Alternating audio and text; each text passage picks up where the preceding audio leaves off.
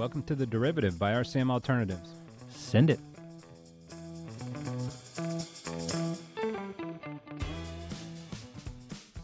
Hello there. Welcome back, everybody, to The Derivative, brought to you by RCM Alternatives, where we put up a new blog post this week talking right after the tariff tantrum, and through the beginning of last year, we had the mega trade, as people started calling it, make Europe great again. And this year, the top performing stock market is emerging markets, and that's been driven a lot by Korea and Taiwan, who kind of have the short dollar trade plus the AI trade with all the semiconductors and whatnot out of there. So wrote a little post on that, showed the stats, some cool charts. Go check it out, rcmalts.com/blog.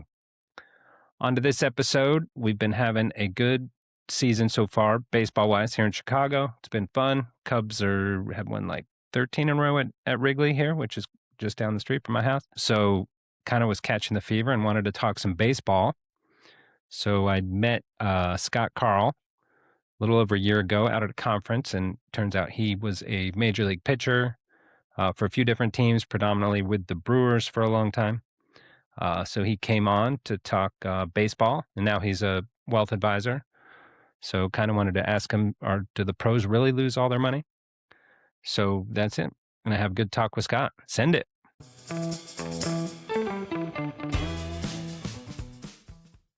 All right, everybody. We're here with Scott Karl. Scott, how are you? Excuse me. I'm doing well, thanks. You choked me up right from the beginning. So we got to start. I see your Bandon Dunes shirt there. I'm going out in September. Been a couple times. Love it out there. Any good stories, or just been there once, twice, many? Just went once, but was very lucky to fly in private. So we got to fly right there into Coos Bay and hit the ground running. We played that day that we flew in, and the following day we played 36 on like a picture perfect Hallmark day. And then of course the last day was 40-mile-an-hour sideways rain, but that was on Sheep's Ranch. So that's kind of the best course to play if the weather stinks. But great experience. I just love the captiveness of it. You're just with your buddies. There's nothing else to do, no other trouble to get into. And it's just really fun, difficult golf. Yeah. The Kaiser's got a great model there, right? They've got one in Wisconsin here, Sand Valley. I think they just built a new one outside Denver. But just find a piece of land, make it all about the golf, and people will come. I think they've got one in the middle of Washington too, called Gamble Sands. Oh, of Washington State?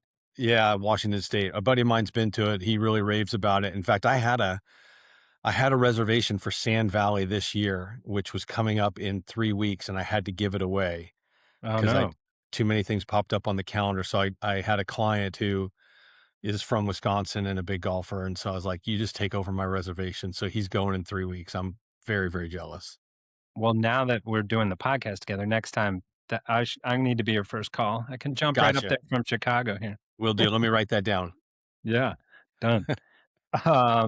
So we met back Future Proof, I think a year and a half ago, whatever, in California. And then you used to live in California, but you've since changed your stripes. Yeah, correct. Born and raised in the San Diego. Well, I was born in Riverside area, kind of Inland Empire, and then lived down in San Diego from high school on in a town called Carlsbad, kind of golf capital of the world. You know, that's where TaylorMade, Cobra, Callaway, they're all headquartered here. And but yeah, just recently, within the last 6 months, relocated just north of Charlotte on a lake called Lake Norman.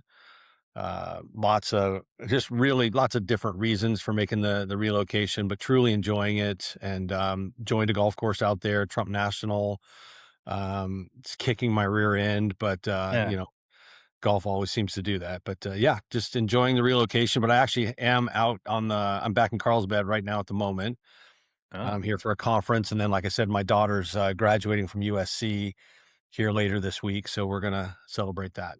Love it. That's on my son's a junior in high school. That's on his short list, but all these places are so hard to get into. Boy. So was it a tax play to get out of California, or do you have thoughts on? One of 10 things. Look, I'm born and raised here. I love the weather. I've got family here, lots of friends, good chunk of clients, but let me see if I can go down the list correctly. So tax play was definitely in the top 3, but not the main reason. I have a daughter that's an adult now living in Chicago, working in Chicago. She wasn't coming back to California knowing she couldn't afford it. So Mm, we'll be closer to her. We're closer to my wife's family. My wife and I enjoy visiting Europe, so we're closer to Europe. yeah, There's the traffic situation. I would say just in general, the niceness of the people and the pace of the lifestyle is a little bit more to my taste. And then, frankly, the fiscal irresponsibility that's gone on in California for far too long is just it's hard to stomach when you're paying that much in taxes, that much in cost of living, and it's all going to God knows where, but yeah. certainly not anywhere that seems to be getting any better. So it just kind of made sense for us, and and We know we're that going to do playbook it. in Chicago, but Yeah. that's kind of my right. Everyone in Chicago fears like I'm going to be the last one here paying the $6 billion in pension liabilities. Well, Do my you feel daughter's with you now, so she lives down in Streeterville. So yeah, she's you got 2 of you now. perfect? All right, we'll split 3 billion each. Um, do you fear for California that they're going to like gut it out of all the talent and the wealth? Well, I mean, yeah, I mean, like look at all the companies that have left or are thinking of leaving and the oil refinery companies that are getting sick and tired of it. Yeah. And you go to towns like I used to love going to the Bay Area, specifically down into San Francisco, and now I don't think I have any inclination to visit that town whatsoever. In LA, every time I get up there, either to see my daughter or for any other reason, it's just a hot mess. And I mean, if they didn't have the weather going for it, yeah, I don't really know what the appeal is any longer. Ugh. Well, we'll hold out hope. Uh, so San Diego, born in or like raised and grew up in San Diego, playing ball. Like, is that? It feels like Carlsbad probably turns out quite a bit of college and pro athletes. They're Yeah, playing so baseball year round. there have been more now, and I sad to say I haven't kept up with all of them, but kind of in my era, Brady Anderson, outfielder for the Orioles, was the first Yep. one to come out of Carlsbad High. He was an Mm, '82 grad, and then I made it to the big nice. leagues as an '89 grad, and then Troy Gloss, the third baseman, Angels, and a couple other teams came out as '93. So we were kind of I guess, the big 3 from the beginning. There have been some other professional athletes, some football players, some LPGA golfers, some professional surfers. So there's been some other athletes that came out. And then since then, there's been a few other baseball players that have gotten up to the big leagues for a little bit of time and then. But yeah, good school. Yeah. And then so give us the whole backstory there. So were you drafted right out of high school, or how'd you get into the bigs? No, I had a family friend who was a cross checker for the Cubs, and he kind of gave me a heads up. Hey, look, this is where I think you're going to fall. What's a And cross checker? I was all academia anyways. I was like, yeah, I want to go to school, and I had some scholarships to at the time the Pac-10, but I also played soccer for my high school, and unfortunately, in my last soccer game, I got cheap shotted and had my ankle snapped in half, and Yeah.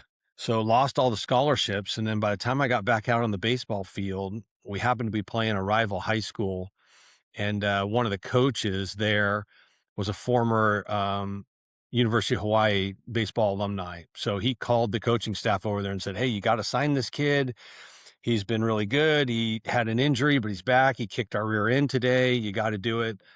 And lo and behold, they signed me full ride, sight unseen, never seen me pitch, just kind of based on my stats and this guy's word. And Hawaii Oh, turned out to Hawaii. be it turned out to be a blessing in disguise because I ended up playing as a freshman, got my rear end kicked, but great learning experience. And then, slowly got better every year. I think I went 3-6, then like 10-5. Then I ended up second team All American 14-3 as a junior and took the draft then. Nice. And you're what? How you're big? If I remember correctly, like six Yeah, four, six I what? was 6'3", now I'm probably 6'2.5". Aren't we all shrinking? Yeah, But, yeah, yeah, I was 6'3", like 215 playing, and, you would think with a build like that, I would be a flamethrower, but I wasn't. I was like a paint the corners, change the speeds, kind of like a poor man's Tom Glavine. yeah. I like it. It's better than right a rich man something else. Yeah, exactly.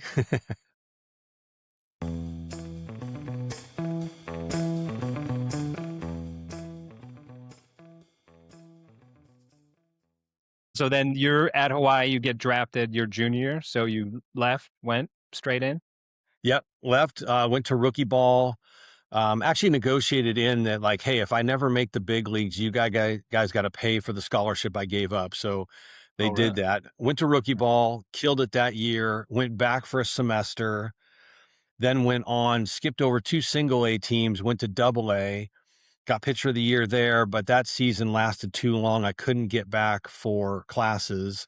So I just kind of worked out. Went to AAA the next season, did good, not great, but good enough to get onto the 40-man roster. And that was 94. That was the year of the strike. So, And well, this we'll is call it lockout. Brewers?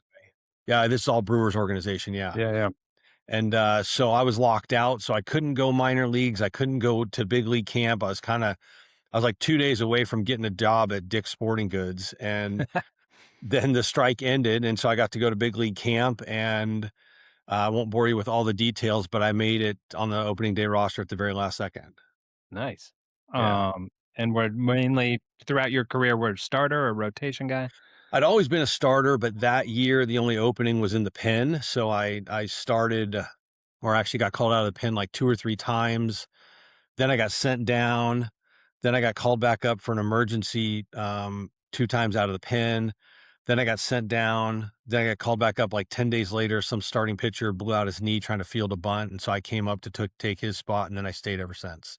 Nice. Yeah. As a starter.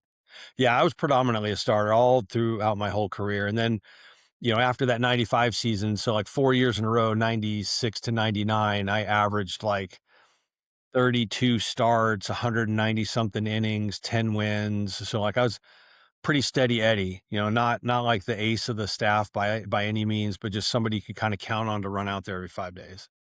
And how many, right, versus today, which we'll get into more of this, but right, you were throwing 140 pitches. How many pitches were you throwing versus what they do today? You're always How many geared up innings? for Yeah. 120 or more, depending on the situation, and it doesn't mean you always get there, but the Yeah. mindset back then was always like, I'm taking the hill, I'm going 9, relievers take the day off.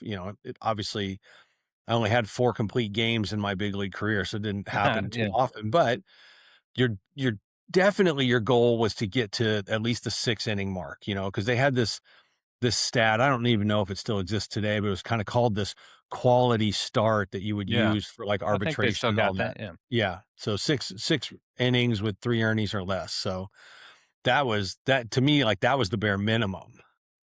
I love, you call them earnings, earned runs. Yeah. 3. So that was the goal. 6 innings, 3 earnings or less. Yeah. That was the Awesome. minimum. That to me, that Yeah. was like, you got to hit this or else. And now what today it seems they've gone to like 4 innings or who Yeah. I knows? mean, like Yeah. I don't even know how because it used to be you had to have 5 innings pitched in order to, Right. be eligible for the W. And I don't even know if they've changed that rule now, because a lot of these starters are not even getting to 5 innings. So, I don't know how they create the statistics that they need to go into arbitration or free agency to determine their worth if they don't have any W's because they can't get to 5 innings. Ooh. I don't That's know. one of my favorite sports stats of all time. Of Maddux had more wins. I don't know, remember the number 300 and whatever than 3-0 counts. Yeah. Right? Isn't Yeah. that insane? Like, And most of those 3-0 counts were intentional walks. right? Yeah, that counted back So, I then. mean, Yeah. it's just stupid. I remember I had to, because if you remember when I joined Milwaukee, we were in the American League, but then halfway through we moved to the National League. So then I had to Oh. hit and do all that stuff. And I got to step in against him. And it's like he was throwing a wiffle ball. I watch these little TikTok videos now of like this whole wiffle ball league and the Yeah, way the ball moves. And I'm like, oh yeah, I saw that, but it was with a baseball. it was with a real ball, and he wasn't putting any junk on it. No, he was Um, just that good. I think you were telling me the story. You had to go against Randy Johnson once in Oh the batter's yeah. box as well. Yeah, well, I So, mean, I'm left-handed. I grew up switch hitting, but then I took 3 years off in college, 3 years off in the minor leagues, 3 years off in the big leagues. So it's like 9 years without hitting, and then all of a sudden you got oh to boy, hit again. yeah. So it's like I'm not going to try to learn them both. I might as well just stick with left-handed. That way, if I get plunked, they get plunked in my right arm, not my left. I can keep Right. going. But then, yeah, I stood in against Randy Johnson. And I was thinking to myself, like, I kind of remember, I think it was maybe Larry Walker or John Kruk or somebody like at the All-Star game, just like switching batters boxes. Like, why bother? Yeah. And what was that around the time when he killed the bird, Randy Johnson? Remember that? It was, I think he did that before, because when I got with him, it was, he was with the Diamondbacks. So that was like Mhm. 99. Yeah, that was And, crazy. so here's a real quick story. Early in the season, we're in Milwaukee. So maybe, I don't know, maybe second or third week in. Anyway, um, bases loaded and I'm up and there's one out. So I can't really bunt. So I got to Yeah. swing away. And he jams the absolute snot out of me, but I hit it so poorly to the shortstop that because it was so slow, they tried to turn two. And I'm not fast, but I still made it to first on time. So run scores. There you go. And Swinging somehow bunt. I got to second base. I don't remember, but anyways, timeout's called, and Steve Finley, who I knew because he's a San Diego guy, he comes in like from center field and he's like, "Hey, do you know that you're the first guy this season, first lefty to get an RBI off the unit this year?" I was like, "Are you kidding me?" I was like, Yeah. "I'll take it." My bat's shattered, my hands are stinging, You're but like, whatever. uh, which makes me think, what do you think? Like, what were you throwing? What was he even throwing back then? 99 or something? Was he over He 100? was, I mean, he could get it up to 99, but he kind of was settling in around the 93 to 95 range, And then what were you throwing in the, 87, 88. yeah. And I mean, And so it what, sounds like what, 6, 8 miles an hour, but that is a world of difference, like two totally different worlds. and what do you make of these guys now? Skeens and this Brewers guy now who's throwing like whatever he's throwing, 106 or something? Yeah. I mean, I've seen them both in person. I was in Chicago and Skeens actually came into town to pitch. So I got to watch him live. And I mean, look, I've, I've been in the cage against 100 miles an hour and eventually you're going to catch up to anything. So Hmm. you can't just sit there, in my opinion, and throw 100 miles an hour straight as a string. Somebody's going to catch up to it. You got to have a second pitch, or you got to have movement, or you got to have them both, something. But I will say, I think the hitters, are definitely. I always wondered like why all these guys today are hitting like 240 and 250, and like God, Yeah. when I played, if you were 240, you were kind of waiting to get tapped on the shoulder to get sent out. Mhm. But Um, I think, yeah, the guys throw harder, but that's also probably some of the reason why these guys can't go 7, 8, 9 innings because they're just blowing it out on every pitch. Yeah. But do you think it's it science or they're better athletes or they've just been like eating right and doing better stuff since they were children?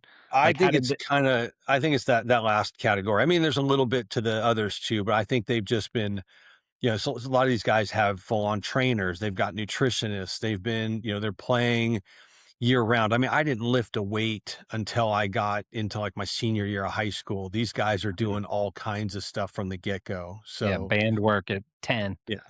And Oh, not that you want to see it at all, but like, the kids that have to go under the knife for like Tommy John surgery. I mean, they've almost got Tommy John surgery now to like a drive-through where you get it done and you actually can come away stronger after a year. I mean, there's a lot of cases where that's happened. In fact, I heard there were a couple dads who had it done electively for their kid. Of course, they got in trouble for that. But I mean, it's like shoulders is another story. Can't haven't fixed shoulders yet, but yeah, that whole Tommy John thing, they've got it stronger now.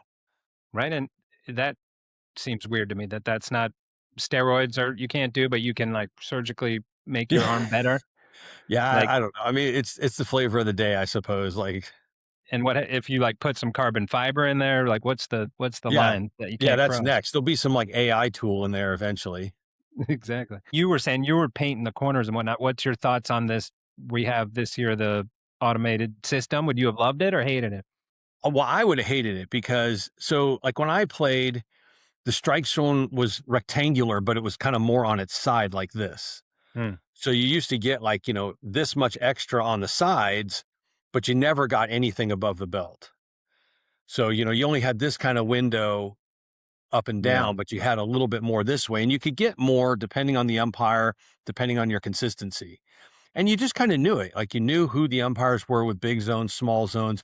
all you really wanted was consistency. And was Now, that a relationship thing? You were working them, or you just oh, I kinda totally knew? worked. I mean, I got to know them all first name basis, ask them how their kids were. I mean, who doesn't want an inside scoop? And it's not, I Yeah. wasn't trying to use them. I thought they were, for It's predominantly nice people, the game but within the I game. wanted to maintain a relationship. Why not? And then, but today, now the strike zone's the same rectangle, but it's just turned on its end. So you don't get anything beyond the corners, but you get the higher strike. But higher strike at 87, 88 is not going to get it done. Like that's just going to get walloped out of the park. So Yeah. I don't know. It's hard to say. Like every era, guys think like, oh, I could do better in this era, and it's happened that way since the beginning of time. But you don't see a lot of guys throwing 87, 88 in today's baseball. So I don't know if it would work.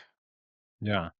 But it seems like if you were a lot of them that maybe you painted and it was like, "Oh, that was a ball." Like, "Check it. I Yeah. nicked it." Yeah. Well, they're smart to discourage pitchers from checking balls and strikes because every pitcher would think every pitch is It's a always strike. a strike. Yeah. Yeah. I think a lot of managers just say like, even though pitchers are technically allowed to check, I Yeah, think most you managers have don't do told their it. Yeah. pitchers, like, don't even think of tapping your hat. And so you were saying if you had it high in the zone, someone's gonna launch it out of there. What was the, worst home run you ever gave up, or you just put your Well, head down? I can't. Or was it a head down of like, "Man, that got crushed," or a hat tip of like, "Hey, good for you." There were a couple, like Troy Gloss, funny enough, the Carlsbad High alumni. Yeah. He hit kind of a meaningless home run. It wasn't like a game winner or anything, but when he hit it, we were at Angel Stadium, and when he hit it, it was so loud. I knew it wasn't coming near me, but I totally flinched, like as though like lightning had struck right behind me. It just sounded so loud. And then it turned, and it was, probably 30 rows back. So I was like, oh, that's really nice, Troy. Well done. But I remember giving up in a big game. So, when we went to the National League, Cubs are obviously a natural rival. So Cubs came up into Milwaukee in the summer. This is 98. So this is all the whole Sammy Sosa, Mark McGuire home run, Nice. chase and everything. So it's like the county stadium's packed, and that place holds 50 something thousand, and it was never filled when it was just us. So like it was probably half Cubs fans, but it was rocking, a lot of Still true electricity. today, sorry. Yeah. Yeah. And I threw a really good changeup to Sosa. I mean, it was, my changeup kind of like had some dip in it as well, and it was dipping down. It might have been like mid shins at best, and he went down and clobbered it. I mean, just clobbered it out into left field, like massive home run. And I was like, what in the hell? Like that was an excellent pitch. You're like, "You shouldn't be able to do that." No, but Sammy's a free swinger. So like, he has holes that you can exploit, but once in a while he'll run into one like he did. And then his next at bat, I threw him the same pitch throughout a sequence, and he swung and missed so badly. He like did a 360. So it's like, sometimes you throw a good one and they get it. You never know. So you gave up that year, you gave up homers to Sosa and McGuire? Yeah. So like, I don't know if you remember, but USA Today, after the newspaper did a thing after the season, it was kind of like a congratulations to the both of them. Like, hey, really cool watching you guys do the home run race and all that stuff. And then it listed out like all the pitchers on like the Sosa side and the McGuire side who had given up home runs. And then if your name happened to be in bold, that meant that you were on both sides. So I think I was like one of 13 guys that was On bolded. both sides. Nice.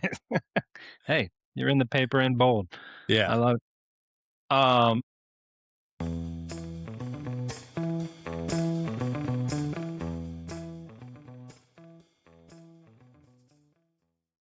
So part of why, right, we're here in baseball season, the money seems like it's gotten out of control in professional sports. So you've now moved into the investment advisor world. Mhm. Um, but just let's start there of like, how did you know? Like, did you think were you in charge of your money at the time? No, I wasn't. I had an advisor that I had been introduced to through one of my teammates, and I'd had him for a couple of years, and he was doing a good job. But in hindsight, a lot of advisors were. I was late '90s, mid to late '90s, so a lot of Petco. advisors were doing pretty well during that time. it was in 2000, which was kind of the dot-com busting and the last year of my career. So I'm trying to salvage my career. I'm trying to get a new contract. I'm not paying attention to anything. I really had no idea what was going on in the market or anything. Well, as it turns out, as you remember, the market was starting to turn over because of the dot-com bust. And my advisor, instead of looking at me like a guy that might retire in a year, Mm. looked at me like a 30-year-old and said, "Oh, well, you're 30, let's just keep going risk on." So he kept You were doubling both. down. Yeah. Yeah. Instead of like, "Oh, you might retire next year. Let's go to safety and, see what happens." So into the season, I didn't get my next contract, so that was it. And I went and, opened up my portfolio and 70% of my funds were gone. Ooh. And I was like, "Holy cow." So obviously, he got cut loose. And yeah, I was an accounting major at school, so I enjoyed my finance classes, and I liked the market, but so I started kind of taking it over myself and tried to immediately swing for the fences just to get Pun some intended. Yeah. back. And of course, that exacerbated the problem. So I quit with that. And then I just kind of got in with some friends. I had a buddy who ran his own little hedge fund. And so we kind of had a lot of conversations of like what's the best way to make my way back and be patient and so forth. And so I was doing it for myself for a while and finally took a job in the mortgage industry, all different facets, then went into venture capital. And then while I was in venture capital, there was a firm here in San Diego that was kind of a marketing advisory firm, big seminar type thing. And they needed like a service advisor.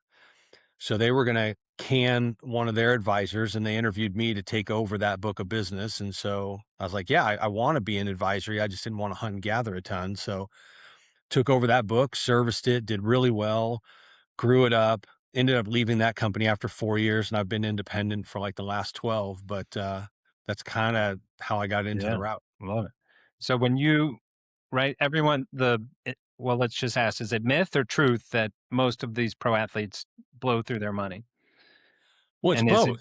is It's it not a different myth. now or then? It's not a myth. There's definitely some truth, but it's not every athlete. There are definitely some out there that are very heady. They are smart with their money. They don't, go crazy with it. But then there is the flip side. There are plenty of athletes, more than there should be, that have blown through the funds and in all different manners. They've done it on themselves. They've done it on their family. They've taken too much risk because they need the thrill of victory. Call it whatever you want. But yeah, they've made way too much to have blown through it. The entrepreneurial folly, right? If I'm great at this, I must be great at everything. I'm great at Absolutely. Yeah. investing. I'm great at Yeah. I mean, buying car washes and it's bad llama logic, farms. Yeah. but they sure do think it works. So put a percent on it. Like what percent do you think actually get out of their career well? Well, so let's exclude the folks that are just kind of getting a cup of coffee, like they maybe get a year or two, make like $1 million, Yeah. whatever. Those guys, we're going to exclude them. We're going to talk about the folks that got like the 3-year contract, like the 3 for 30 or 40 or whatever the numbers Right. are today. Those guys and greater, I would say there's a solid 20% of them that can't make it last. And the perception is like, oh, this guy's set for life, right? Got Well, 30 million I bucks. mean, you ask any Joe Schmo off the street right now, and they're like, "Hey, if you're going to make $30 million over the next 3 years, even including taxes, do you think that you can live on that?" And most everybody who's been working a normal budget, punching a clock, would think that that's like hitting the lottery. They could make that work. Yeah. But I just said lottery. Like you find lottery winners that happens to it. It mostly comes Yeah. from Sure. people who like go from nothing to a lot really quickly. They just don't have the wherewithal to be mindful of how to make it stretch, or they don't have the right people in their corner to help them make it stretch, and everyone's got a handout. I mean, it's a myriad of different things. And does the league help, or did they in your day? And do you know if they do today? They Of like, didn't back then. No, there was mm, nothing league oriented that helped. I think now they have something going on. I think from what I've heard, the NFL seems to have kind of the best part of that. And to be honest, and uh, I'm not trying to knock NFL players, but that's one of the sports where you can go from, nothing to something very, very quickly. Yeah. Basketball's another.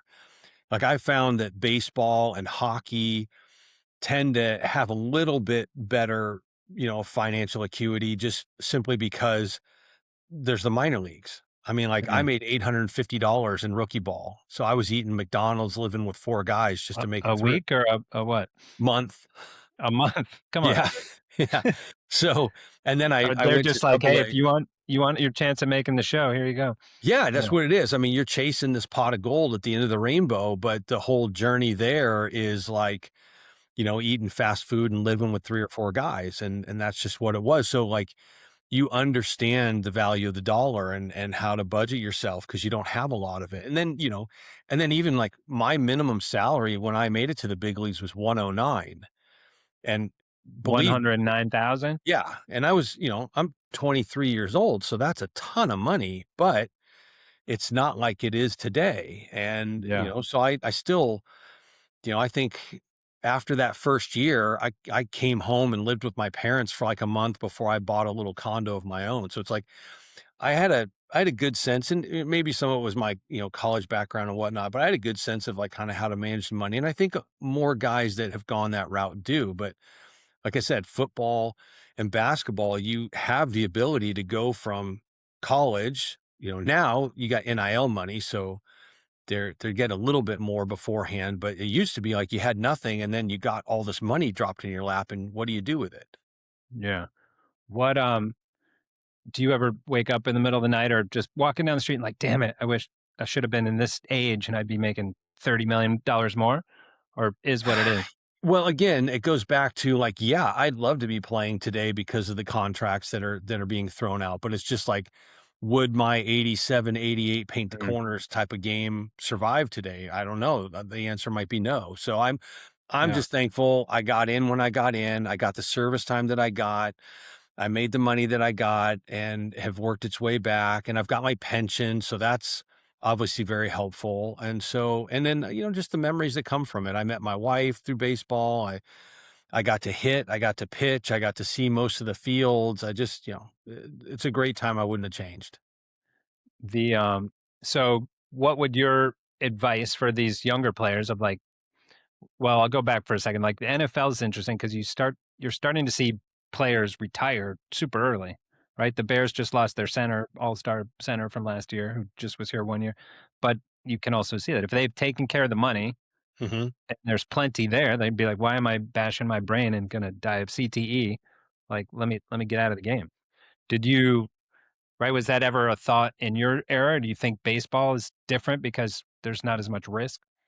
Yeah, you don't really see anyone walking away from baseball early, just because of what you said. There isn't that risk of CTE or, you know, maybe you're an outfielder and you run into a wall. Maybe you get a freak line drive as a pitcher back at your face or something like that. But Yeah, like those are very, very few and far between. Whereas, football, yeah, you can get run over and CTE, you can get paralyzed, you can break this, that, and the other. So I kind of get where they're coming from. If they've been good with their money and they've got a good handle and they look at the financials and say, yeah, I've got what I need and I can just live off the interest or whatever, then it's a lifestyle choice. And I don't begrudge them that at all.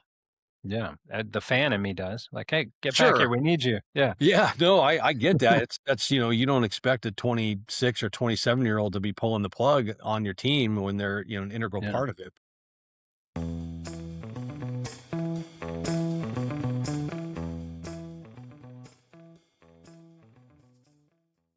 Now, with your advisor hat back on, is the math simply right? And what's the average baseball career? Do you even know? Like, I think the average football career is like 3 years. Well, So maybe, it was 2 and change back when I was playing. So for every Tony Gwynn, there were 10 guys that came up for, September call-ups and never came back. So, yeah. I think now it might be stretched a little bit, like into the 3 something range, but But even for my sake of my argument here, say you're making $5 million a year and the average, let's even call it 4 years. So you got $20 million. But the advisor math is, hey, you're making $20 million over these 4 years, and then what? Versus a person with a career is going to make their $20 million over 15 or 20 or 25 years or whatever the case might be, right? So Yeah. that math's different because it's coming in every month into your accounts. Here it's all put in. You have like a lot of path dependency, like you were getting out right at the wrong time. So with your advisor hat on, like, how do you think of that math? Well, it's some of it's dependent on the person and their lifestyle. If they're frugal, and they come from an upbringing where, it's not all about the flash and the keeping up with the Joneses and all that stuff. And you can sit them down and say like, okay, what do you need to live on? It's most of it's math. What we do is math. It's like, it's Yeah. just numbers. So like if they've got 20 million, let's call it, let's just say they live in California. So between Fed and state, it's going to be closer down to 10 when they're done. But, most advisors right now should be able to produce 5 to 6% on a really low risk basis. I mean, I'm talking Yeah. like 2 out of 10. So, what is that? That's $600,000. So, you just kind of got to go to the client and be like, what's your monthly nut? Well, if it's, 30 grand a month, then we're well within our means. Yeah, you can shut it down and go into, retirement world and we'll be fine. If your monthly nut's like 70 grand a month, then you might want to go get a part-time job, whether it's like, coaching at a college, or it's doing private lessons, or open your own batting cage, or, or just go into some other line of work and get a little bit of income going, because those numbers just, you're not going to be able to sustain it with those kinds of returns. But it's about understanding what their lifestyle is. And it's that way for every client, but you really Yeah. have to nail that conversation down with an athlete. And then how you have athletes on your roster of clients? I have a couple, yeah. We can't name names, I probably. will not name names, no, but it's Can we name sports? Yeah. Uh, yeah, it's ball players. It's baseball. But Nice.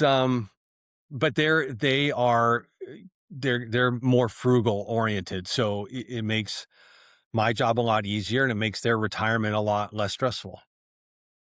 I just went to a charity event that was at Michael Jordan's old house up here in Northbrook Oh, uh-huh. that was been trying to be sold for 20 For a years or while. something. Yeah. Yeah, I think it was listed at 40 some million and they eventually sold it for 7.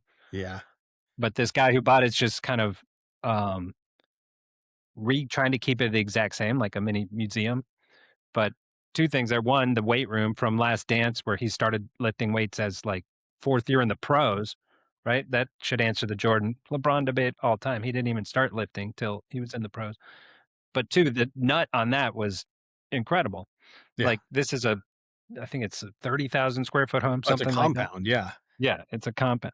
But anyway, I digress. But to me, that's the interesting math that maybe the athlete or they don't even know. They're like, oh, their dream is to keep going for 10, 15 years, maybe, right? And they're thinking, I'm going to be making these millions every year. But the reality is probably like, actually, you have this short window to make as much as possible, Mhm. and then be as cautious with it as possible.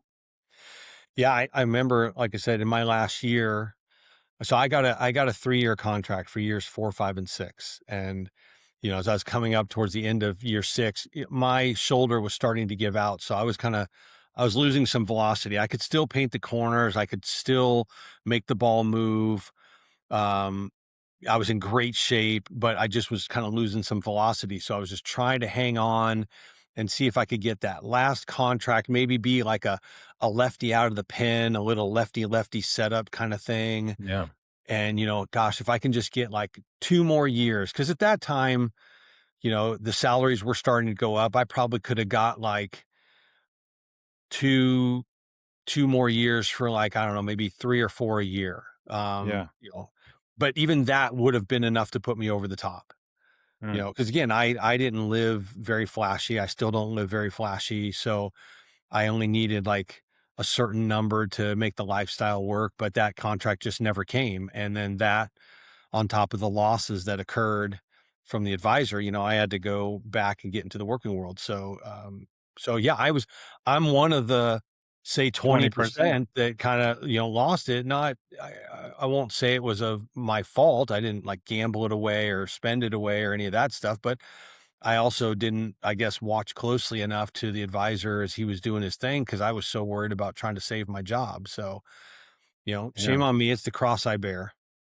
Do do you think the advisors know better now? Or who knows? Like some still have people who don't that are saying you're Well, 30 and I think, look, I'm not, I get frustrated sometimes at the overarching compliance that's run through our world sometimes. I know that they make a lot of these rules for the lowest common denominator, like yeah, the dummies who don't do their job right, and I get that. But the one good thing I think about the overarching compliance and regulatory stuff is it's a lot harder now to do what that guy did without paying the price. Like now, I mean, there's so many disclosures that you have to go through with clients about what's their risk tolerance, what's their yeah. time horizon, what's their liquidity needs, and you have to re-verify this stuff every year. And if you don't, and you don't have meticulous notes these days, like you're going to get sued. So like if I had gone through that whole process and woken up and saw that we were like 70% down, I'd have been like, what the hell? That's, what are you doing? Like, that doesn't make any sense. That's not kind of what we should have been doing. And he would And have it's really like, well, the Nasdaq's down 75. We're yeah, outperforming. right. Yeah. Yeah, I would have gotten even more pissed at that argument. But yeah, so he would have had a lot bigger problems on his hands where, back then, I guess there just wasn't as much, kind of written down and so forth. So I'm appreciative that there's that, and I'm very mindful of it. I mean, it's one of the first conversations I have with people is trying to ascertain, like, where's your tolerance in this whole thing? What do you need? I want to make sure that I stay in bounds with whatever investments I'm choosing for you that meet those needs. And I'm going to, articulate it, and I'm going to make sure it's written down somewhere. Do you ever want to haircut that? Doesn't it seems to me always the client has they answer that question this way, and then the reality when shit starts hitting the fan is somewhat different. Like, Oh, well, I well, know that I said always I happens. could. They Yeah. always want, like, 90% of what the market gains. They're just not willing to take on 90% of what the market loses. So I articulate different scenarios for them. Like, my use of different alt categories now, I feel very comfortable, um, in trying to make a particular percent, but only lose a smaller percentage, and it's kind of that delta in between that they're paying me for. Yeah. Otherwise, if you want 90 on the upside and 90 on the downside, then just go get an S&P fund and don't use me. Like, save yourself a few bucks. Right, but even if someone well, you have 2 problems. One's like, "Well, I want 100% of the upside and 5% of the downside." Yeah, Well, it's not going to happen. We're not yeah, the right I'm mix. I'm not an alchemist, right? We can't do Yeah. it. But then even if they're like, "No, I'm comfortable with a 20% drawdown," and they're down 14 and they're calling you up freaking out, I'm like, "Well, remember, I have it written down here. Here's what we talked about." And like, "Well, I changed my mind." Yeah, no, I look, as long as I've got it written down that, like, and again, if they're down 14%, but that's, 20% of where the market's down, then I'm technically in the realm Yeah, of where I should be based on our conversations that we've, had over the years and have been documented. But yeah, you're right. I mean, everyone has a short memory. They all forget, like 2022 was a bad market year, and, clients market was down like 18. And I would say my average client was maybe down 4. So like that was a year where that sort of strategy showed its hand, played itself yeah, yeah. out. And clients were like, oh, okay, now I get why we do what we do. But then there's years like last year where the market's going up pretty good. And they're like, hey, how come we're not doing as well as the market? And I'm like, you guys just aren't listening. It's like Yeah. it's like amnesia every day. So Uh,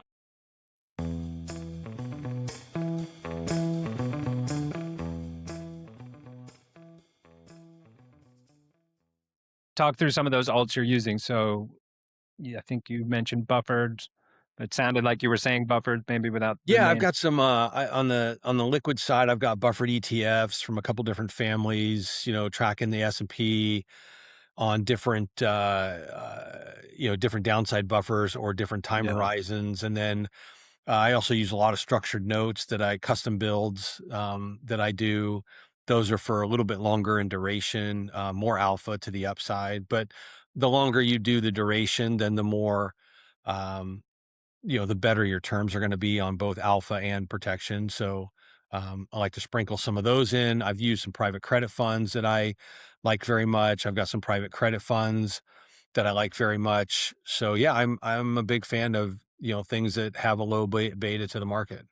Um, any worries with the private credit with some of the lockups and gates and whatnot that have been going on? Yeah, so these are more like interval funds. So they They're don't gated have the already. lockups, Yeah. but they can have the gates, like you mentioned. And but you have to, again, you have to factor that in. So like, even though it has a mandatory liquidity window, a tender offer, you still have to, in my opinion, look at it as a quote unquote illiquid fund, because to your Yeah. point, if 100% of their people want their money out at that particular tender offer, you're not going to get much of anything at all. Mm. So you have to be mindful of that. You have to build the portfolio to where you don't count on that as a source of liquidity. Um, but you know, most of the funds I use, if they've ever been gated, it's been for like maybe a quarter or two, and it's still been like a 30 to 70% type of redemption. So it hasn't been like, there was one interval fund that I went through in the real estate world where their business model went to hell in a handbasket, and they just sucked as a manager, and everybody knew it, and they all They wanted out. malls. Yeah. I was getting like 5% redemptions every quarter for like a year. It kind of sucked. In fact, they never even recovered from it. So, but What? that was less, in my opinion, that was kind of less of the makeup of the portfolio and more of the mismanagement from the fund people. Yeah.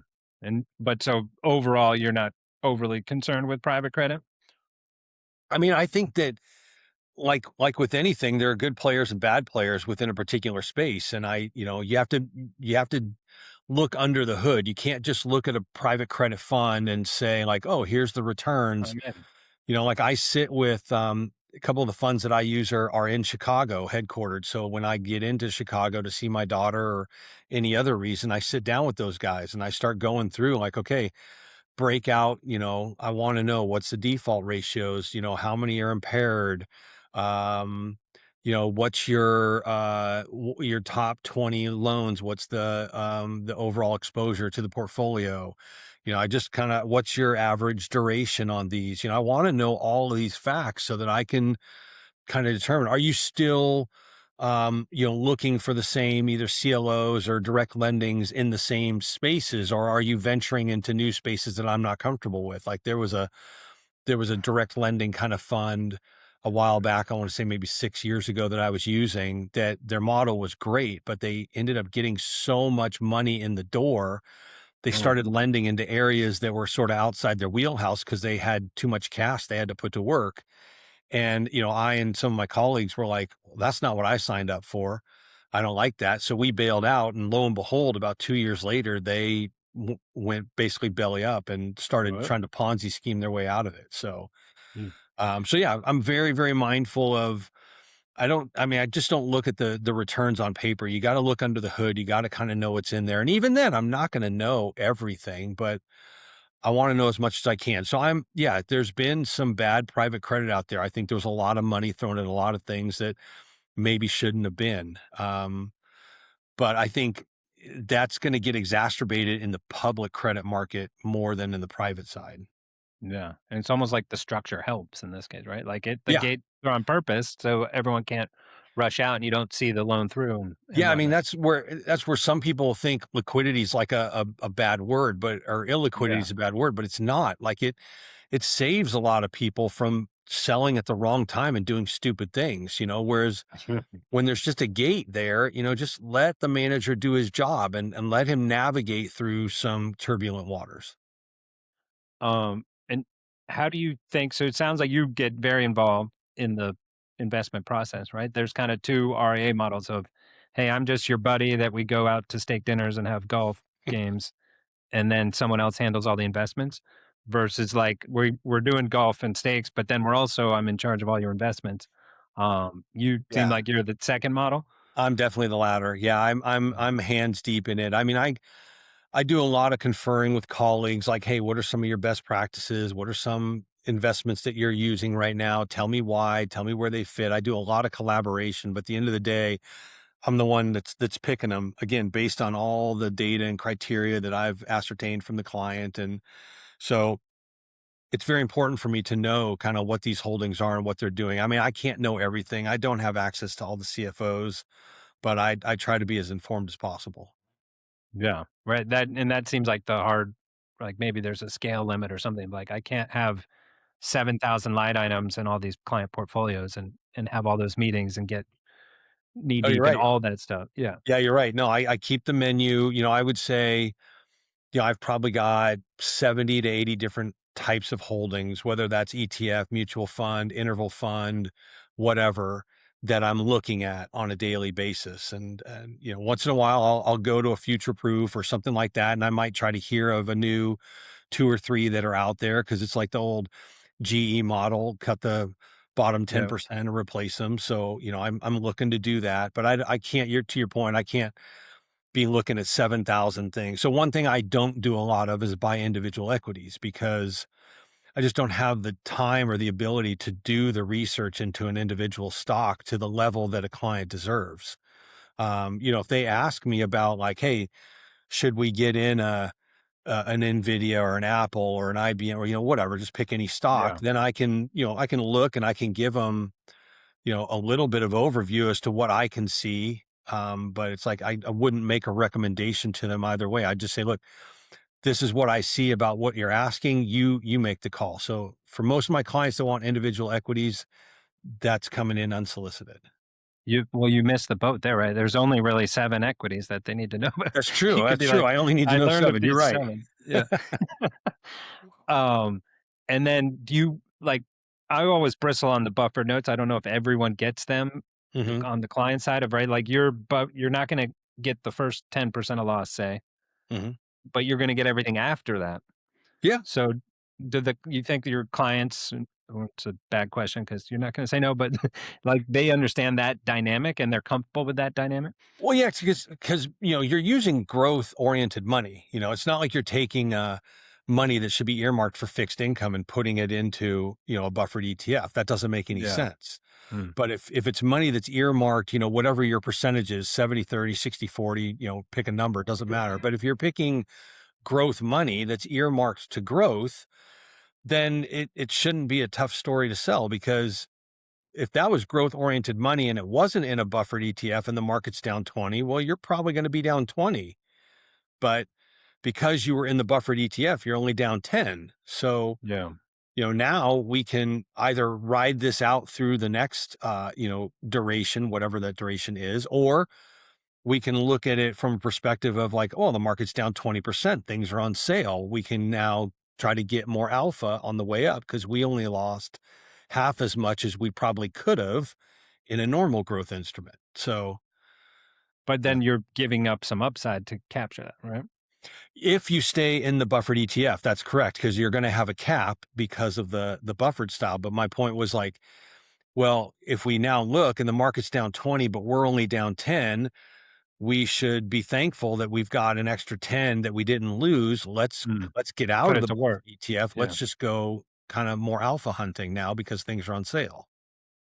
Love that. And then I think a lot of people are understanding like that it gets less good. It's basically what you're saying, right? If depending on how it unfolds, even on the upside, if you're at near that cap, like now you have that full downside. Say you're up 20% on it and the cap's 25, Yeah. right? You only have 5 more upside and 20 downside. Like Yes. seems like a good time to get out as well. Well, yeah. So I wouldn't say the word get out. I would say reallocate. So Yeah, like, yeah. you would go from like the January series. So like, um, let's say, I got in at January and my buffer is 10% and my cap's 15. But now I'm into like October, November, the market's up 20, 25. I'm already above my cap. My earnings is, my upside is already at its cap or very close to it because of time deterioration. So to your point, yeah, it might make sense then. Why don't we cut this series down and reload into the November or December series and start my buffer over again? Because if we start to pull back in the market, I'm just giving away gains. I'm nowhere near my buffer. Mm. So, and that same logic applies into structured notes as well. Like we will build structured notes 3, 4, 5 years in duration, but you get like a year and a half into it and your notes up because of the multiple, it's up like 30%. But then it's like, well, if the market goes down, I'm just giving away all my gains. I'm too far from my protection level. So why don't we cut the note out early, build the same exact note, and just start our downside buffer at a higher number? Any worries on the structured notes or you have like, right, that you're taking on that credit worthiness of JP Yeah, Morgan or there's credit whatever? risk. So, Or are you like, hey, if JP Morgan goes under, we have bigger problems? that's kind of the thought process. I mean, we're certainly not building notes from like bank on the corner type of thing, but I did have like the very first structured note I ever built back in 2020 was with Credit Suisse, and at the time they were totally fine. And Yeah. when they were going through their issues, I had one structured note that I ended up kind of getting out of because of some of their issues. And I didn't Mm. take a haircut or anything on it, just moved on. But yeah, we only build with like a handful of banks. We're looking for like double, AAA rated banks, a lot of tier one capital ratio coverage, and all that doesn't mean that that bank can't screw the pooch because they can. But to your point, like if JP Morgan goes under, then we've got bigger problems.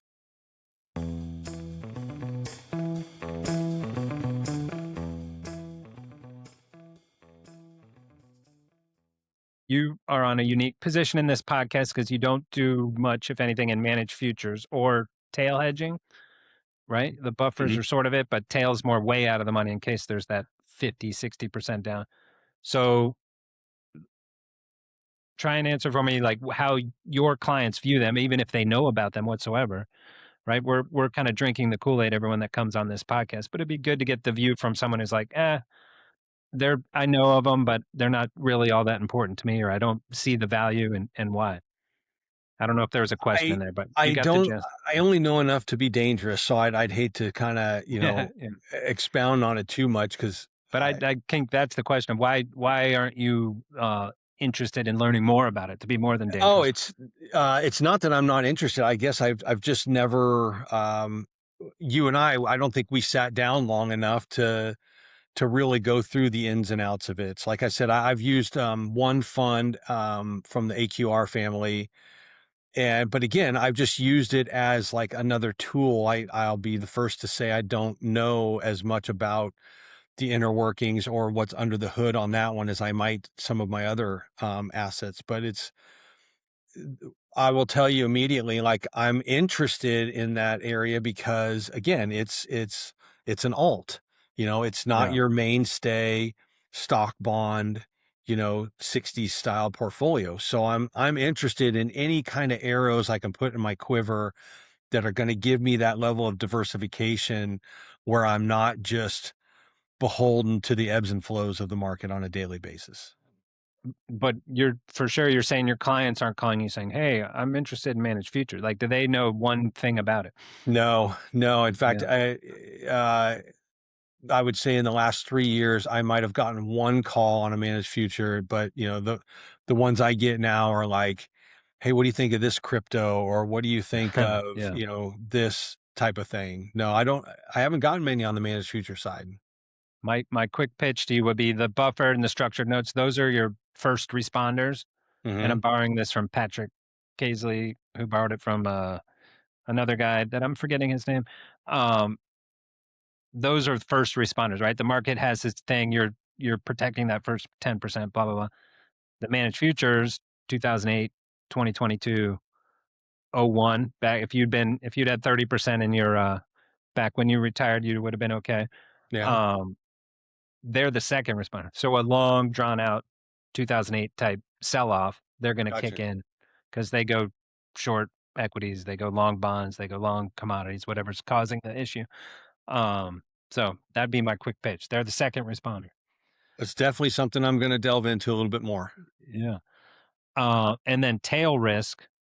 is probably the first responder too, but then you need a COVID week or a Black Monday or whatnot. So do you find clients aren't as interested in, I'm happy to pay 2% a year for kind of portfolio insurance, which I know that's a bad, I said portfolio insurance in the same sentence as Black Monday, which is bad juju, but yeah. Um, Uh, no, nobody's really kind of expressed that interest again because a lot of the sort of alts that I'm using right now don't have that market beta. So mm, you get that tariff tantrum or yeah, things like that where there's that kind of quick spike down type of thing. They are, I wouldn't say completely insulated, but they certainly don't absorb the majority of that drop immediately. So they don't have that panic. I don't I that's don't interesting. get I don't get a lot of those phone calls, let's put it that way. Yeah. And that's interesting. You hearing you say the beta. Do you assign? I've never thought about it that way. Like once you have that buffer, the beta is totally different, right? It's like it's a one beta. It's a negative one beta down 40%. It's probably a point 0.4 beta or something up 30%, right?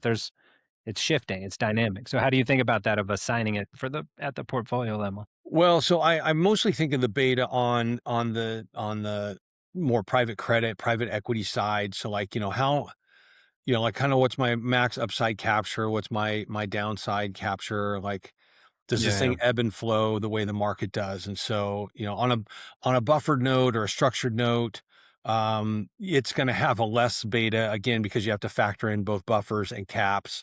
But I'm looking at it more from like those. I still think of those as market assets, Yeah. but they have a few little highlights to them. It's Right, they're more still in the your equity bucket, for lack of a better word. Yeah. yeah, exactly. So I'm looking at things like if the market goes up or down today, like what type of holdings do we have in here that just aren't gonna beat to that drum? Yeah. Are you a scoreboard watcher? Are you watching every day, every minute of the market? Or you're like, "Hey, this stuff works out, our portfolios are fine." It seems I'm a like little more the being an latter. athlete. Yeah. I mean, I look at the market every day, but like I don't sit here and watch every tick. I mean, I get in, I do my work, I look at probably my top 30 holdings. Is there anything that's out of place? Anything that's like, went down more than the market went down or went up less than the market went up for any period of time?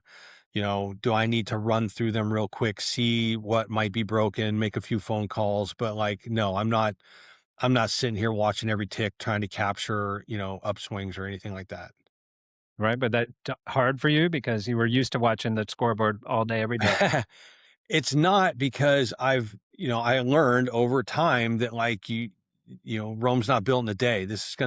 gonna take a while. You gotta have a long, thoughtful process to what you do. And if you do have a thoughtful process, you don't need to look at it every day. You should glance at it or you should look at it in depth on a periodic basis. But like, if I have an ETF or something that has a bad day, um, more so than the market, I'm not going to just jettison it immediately. I'm going to like kind of put it on watch. Like, hey, Yeah. maybe it was just a bad day. Maybe I missed a distribution date and that's why it went down and I just wasn't paying attention. Like, give it a little bit of time. But like, so there is one fund right now that, I've been looking at. It's actually out of that AQR family, and it's had a really good streak for, a lot of years. And then this year it's just not performing very well.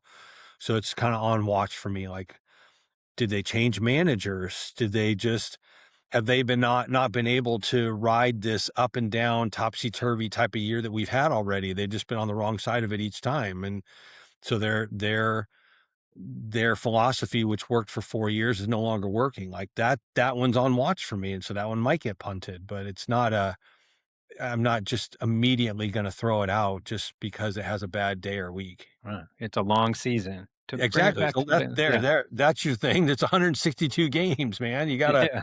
you gotta I'm pace gonna yourself. give up some home runs. Yeah. Yeah, pace yourself. Do you kind of view yourself now? You're kind of a manager, right? You're managing all these pieces instead of the Yeah. team. You're managing the pieces of the portfolio. Did you ever want to be an actual manager? No. No, because I have a good work-life balance. I cut down I cut down my portfolio about 6, 8 years ago. I have two daughters, both ended up being collegiate athletes, and um, they were both in different world. My older one played indoor volleyball, my younger one played beach volleyball. And Oh, I'm not a volleyball player at all, but I wanted to kind of be there to help them through the whole athletic process. Like, hey, you got to put in this hard work. This is how you mentally prepare for a match, and all the things that I was good at. And I wanted to kind of be there and watch them and help them as much as I could. And I was so happy to see them go on and have very fruitful collegiate careers. And um, so I kind of made that mindset to sort of cut down my workload and have more of a lifestyle portfolio. And now that they've both gone through their careers, I'm starting to kind of build it back up, but not from a mass marketing standpoint. I'm really just kind of taking on onesie twosies, referrals, people that I know are going to fit the mold of what I'm trying to accomplish and have done for the last dozen years or so for clients.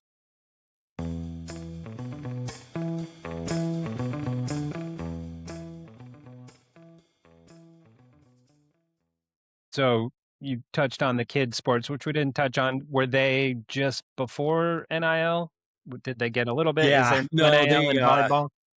the older one was at DePaul. There, she played Oh volleyball yeah. at DePaul, and DePaul's a small enough school, and I think NIL technically existed, but she might have got like a smoothie from the local smoothie shop type of Yeah. thing. And then my youngest was a beach volleyball player at USC, which they were 4 time in a row national champions, but Woo. USC And that's didn't. just two women on the like. How big is Yeah, the yeah, team yeah. though? Two females on the court. Yeah, playing two man teams Yeah. on the sand.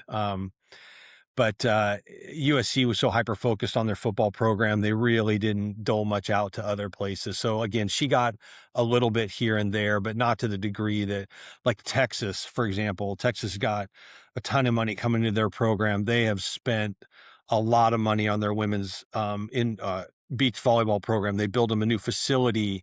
They Mm. get, like, to my understanding, they get some housing, they get some stipend, they get all kinds of stuff beyond a scholarship that's all titled NIL.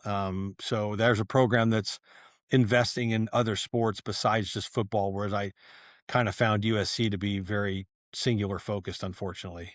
And we know a girl who went to like Belmont or something for Huh? softball and got 400 grand. Like the numbers are getting ridiculous. Yeah, it's Like what crazy. I wish are they had you in never all? opened that Pandora's box, but it's open now and you're never going to close it. Well, that was my question. Like, are you like me, old man yelling at the sky of like, this is wrong. This isn't college sports. I Or I like, am yelling at it, but not. I have no problem with, like, athletes getting something, because for every one athlete that makes it to the pinnacle of their sport, there's hundreds of athletes that don't make it. I mean, hell, the yeah, NCAA creates a commercial around that fact that yeah, yeah. most of them don't make it. But when you open Pandora's box like they did, the two main problems that they were trying to solve for the whole time now become the main problems that you can't undo, which is you get these kids chasing the dollars. So it's not about the love of the school. It's not even about the love of the sport. It's how much are you going to pay me, and am I going to be a starter? And if I'm not liking the answer to either of those, then boom, I'm Oh out no. of here. I'm on to the next school.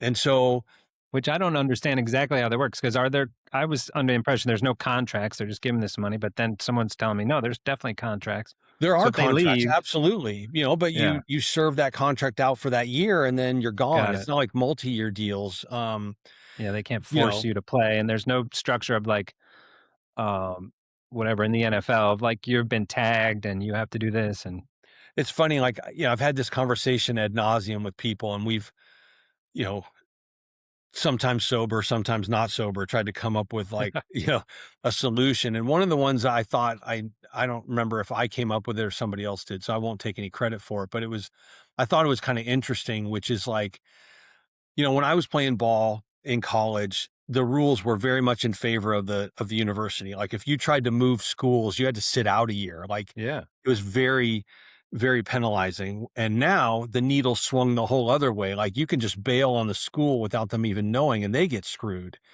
So I'd like to see it where, like, to me, the happy medium would be like, okay, look, if you are going to move schools, you can do that. But if you received any NIL money, you got to give half of it back to the school. Yeah, 100%. So, and then you can do that one time. Hmm. If you want to move schools a second time, Gotta give it all back. you got to give it all back and or sit out a year.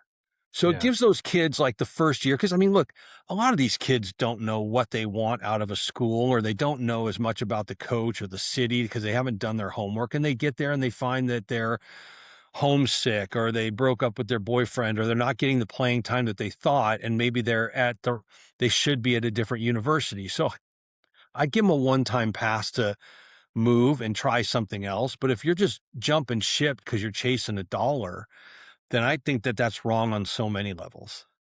And I don't get how the money keeps coming in, because if I'm a booster and I give the school whatever $10 million to get these players, and then that guy gets that money and then leaves the next year, I'm like, well, that was a waste of money, right? I, Yeah, I wanted no, him like I wanted him for these next 4 years, win a national championship, all that stuff. And yeah, now the boosters, but now it's going to revenue sharing, so you might not need the boosters anymore, but yeah. it's a Again, mess. there's a lot of evolution going on in there, but I'd like to see where the athlete still has the ability to move because the circumstances warrant it, be good for him. But if he's just chasing the dollar or whatnot, then he should have to give back some, if not all, of what he got, because he did make a commitment to that school and now he's not Yeah. honoring it. So there's got to be a level of penalty, but not just like, hey, we're going to hold you captive and mess with your eligibility. And then I see and I think we talked about this in California, a spot where it's like becomes the Rams license UCLA's image, right? And they run the whole program. They have the agents, they have the training. And then who does the UCLA students or alumni care if they're actually students? So Well, now they're that's just, yeah, now they're yeah. just So getting you're paid. coming up with all kinds of new solutions that I think are going to come down the pike. Like, I've had this conversation with some people before, and this is just pure guesswork on my Yeah. part, but the way that the SEC and the Big Ten have grown as the 1A and 1B powerhouse, it Yeah. wouldn't shock me at all if at some point in time those two commissioners just got together and just said, screw the NCAA, For we're sure. out, we're going to go do our own thing, because we honestly don't need them. We don't need them to tell us what's eligible and what's not. We don't need them for their money. We've got plenty of money, and now we can set our own schedules with whomever we want. And it wouldn't shock me if something like that starts to happen. 100%. Then that opens the door of like, well, then why do they need to be students?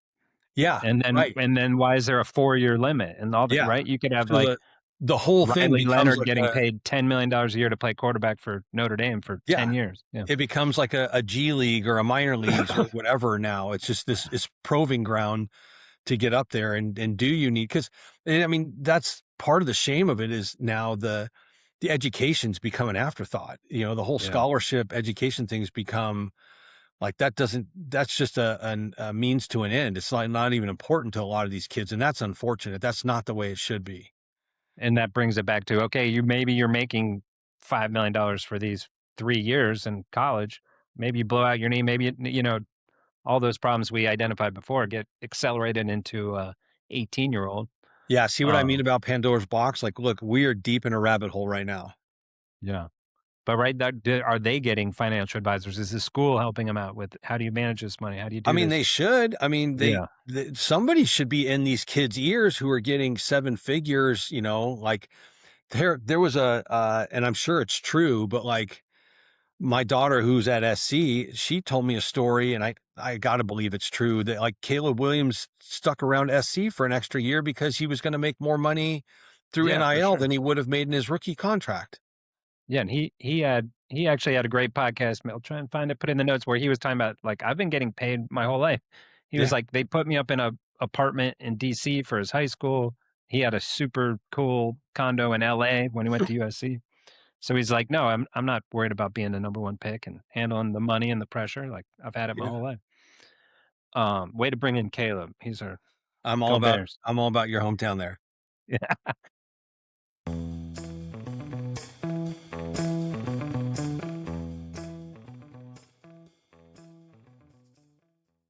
I just want to circle back because you mentioned helping your daughters mentally and everything. where do you like what would you do on that? And you consider yourself like you got your mental game strong? I was a very cerebral kind of player. Like, baseball, there's two ways to watch a baseball game. You can be like the fan with a dog and a beer in your hand and like you see the ball hit to the gap and you follow the ball to the gap.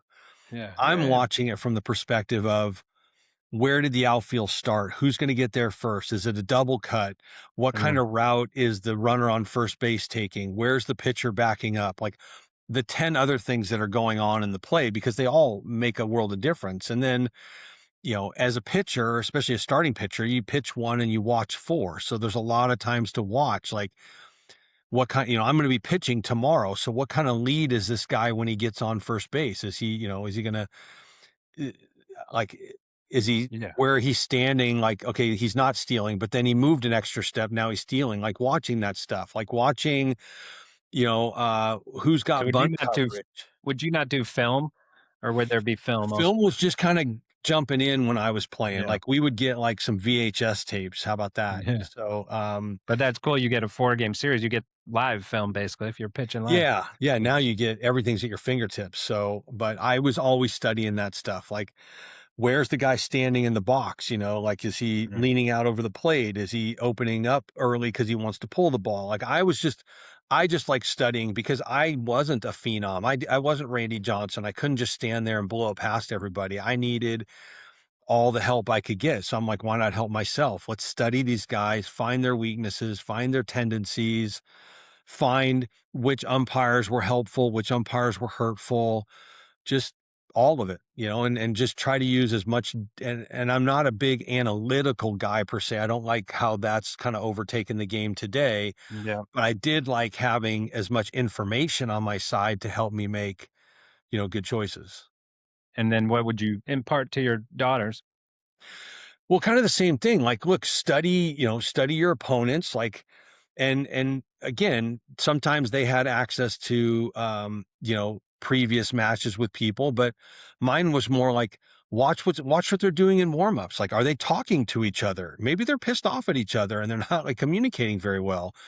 Watch like when they go up to hit a ball, like is their hand turning? Because if their hand is turning, then a lot of it's going to cut across the Mm, court, and you can be ready for that, no matter how hard it's hit. Like focusing on the little things that a lot of people just take for granted, and it helped a lot. Like if this girl, like if you block this girl, what's her tendency the next time? Well, most of them don't want to be blocked again, so they're going to try to do these little fancy shots around you. So yeah, yeah. if you end up blocking a girl, maybe next time don't go up to block her again. Pretend like you're going to block and then Be pull ready for the away dink. because Yeah. she's going to dink it. Like thinking like, why do things happen? Like if X, then Y type of thing. Like, it's a thinker's game. See, you were bound to be an advisor and think through all this of like if Well, X I then was Y. asked to be a coach and, but I kind of left baseball with a sour taste in my mouth and I just didn't want to ride the bus leagues along with kind of the way everything ended. So I kind of let that go. And I did a lot of training, like I did a lot of lessons for youth kids in my area.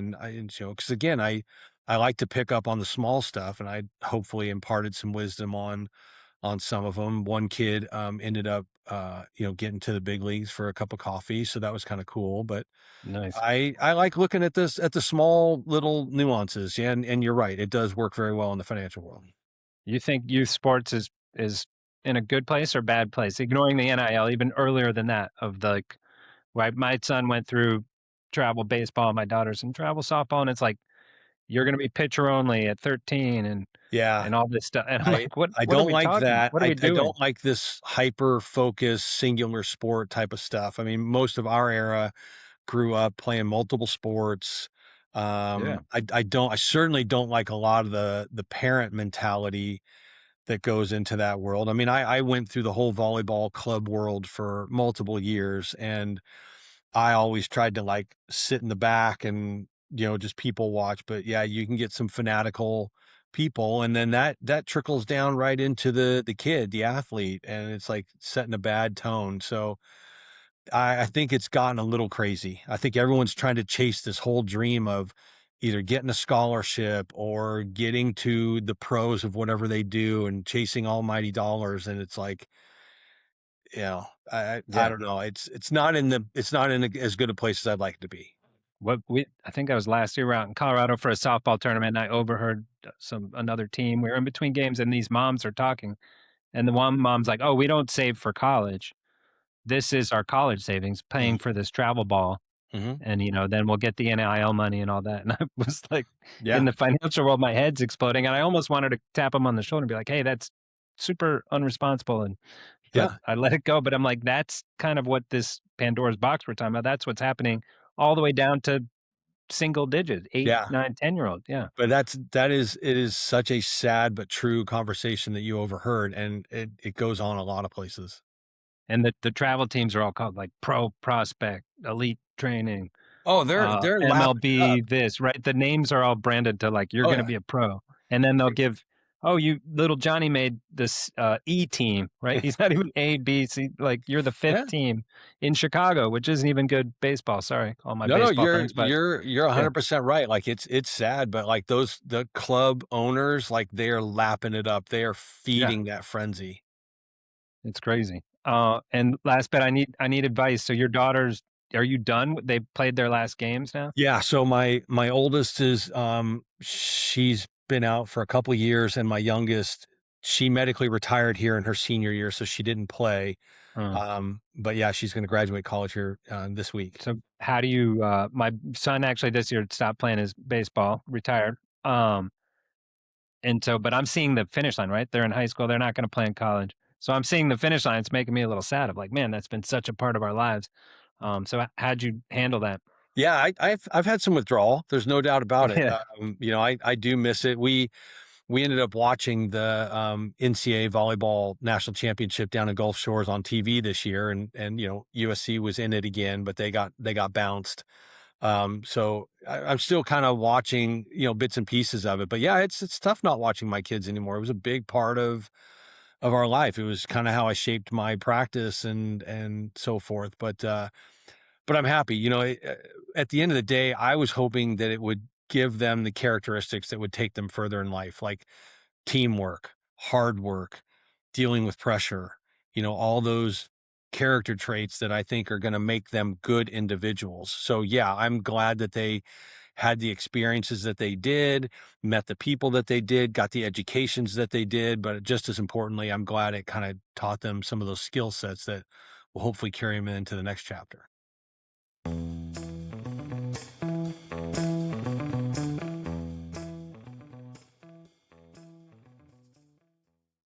We're gonna end. Give me your Mount Rushmore for your top 4 baseball cities. I won't say Cities. stadiums, but cities. So mix Okay. the city experience plus the stadium. All right. Well, then I'm gonna, if they ever expand Rushmore to 5, I'm gonna All throw right, go 5. ahead. We'll give you the four But and a half. Boston's definitely in there. Chicago is definitely in there. And you Um, would play at Comiskey and Wrigley? I've done them both. Yeah. Yeah. I love the vibe at Wrigley though. I mean, there's Yeah. just nothing like a day game at Wrigley. And thank God I only had to pitch there once because it seemed like it was a boat race every time, like 10 to Yeah, 9 if or the 9 wind's to 8. blowing out, you're just Yeah. like, "Oh god." Yeah. Yeah. So I got off the hook there. Those two for sure. And Uh, then as part of it, you're going out to dinner and everything after? Like, you're getting that, or you just oh would go. yeah. Yeah, Oh yeah. yeah. I'll have to Yeah. tell you another story about that one time because we walked in and it was like a literal head turn because we had a table reserved for us in the middle of Gibsons. It Mm. was a day game that went to like the 13th inning or whatever. So we were an hour and a half late and they held that table empty in the middle of Gibsons Yeah, for an who are hour and a these guys? half on Yeah. a like a Saturday. And then we come walking in and everyone's like, what in the hell is going on? Who are these people? So Yeah. that was kind of funny. But let's see. Yeah. Boston, Chicago, um, at the time, can't speak for it now, but at the time going into the Jake in Cleveland was awesome. Really? Oh, Yeah, like sitting down in the flats, the Jake was so loud. Though that team was so good with Tomey and Ramirez and Albert yeah. Bell. And I mean, they were ridiculous how good they were. Um, let's see, those three. My fifth one is LA, and it's not because of the town. The town is not my favorite, but the stadium was nostalgic. I grew up watching games there. And unlike Angel Stadium, Disney had gotten a hold of by the time I was in the big league, so it looked a lot different. But Dodger Stadium was still the Dodger Stadium as a kid. And like, I'm sitting behind the cage at batting practice, stretching, and Vin Scully and Ross Porter are just hanging on the cage, shooting the breeze. And I'm looking around, and the stadium looks exactly like it did when I was a kid. Plus, I pitched pretty well there. So, nothing on the city, but great. I grew up actually in Vero Beach, Florida, so I was a Dodgers fan for a little bit. Oh, there you go. Yeah. Spring training. You got that. So let's see. What's the last one I can throw in there? I got to give it to a combination of, I got to say Milwaukee. It was obviously spent most of my career there. Old County Stadium wasn't really the best stadium. No. And I will tell you that a lot of the atmosphere when I was there was very pessimistic as a town, but I have now been back since over the last like 5 or 6 years, and that town is awesome. The people are much more vibrant. The park, which was Miller Park, now AmFam, it's a great baseball stadium. I can't believe Miller gave that up. That was like, yeah, that was I know. synonymous. I don't understand why. I'll tell you, a field you got to go to is Petco in San Diego. Yeah. That is a fantastic ballpark. It's on my list. The team's finally starting to really get after it and give it a run, but just the field, the food, the drinks, there's not a bad seat in the house. It's a great experience. Love it. Yeah. Awesome, Scott. I think we'll leave it there. Thank you so much. We'll put your info in the show notes, where to get a hold of you. Anyone wants to reach out? I appreciate it, Jeff. It's really been a blast, man. All right, that's it for the pod. Thanks to Jeff Berger for producing. Thanks to Scott for coming on. We're going to have a good one next week. Dr. Pat Welton from Welton, longtime managed feature shop out in Carmel, California. Super nice guy, doctor, living that good California living. So that was a fun one. Stay tuned. Come listen to it next week. Peace.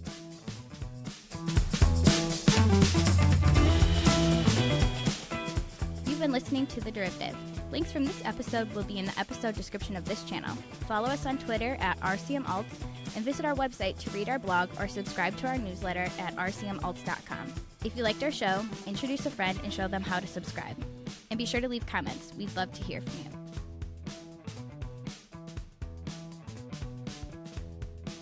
This podcast is provided for informational purposes only and should not be relied upon as legal, business, investment, or tax advice. All opinions expressed by podcast participants are solely their own opinions and do not necessarily reflect the opinions of RCM Alternatives, their affiliates, or companies featured. Due to industry regulations, participants on this podcast are instructed not to make specific trade recommendations nor reference past or potential profits, and listeners are reminded that managed futures, commodity trading, and other alternative investments are complex and carry a risk of substantial losses. As such, they are not suitable for all investors.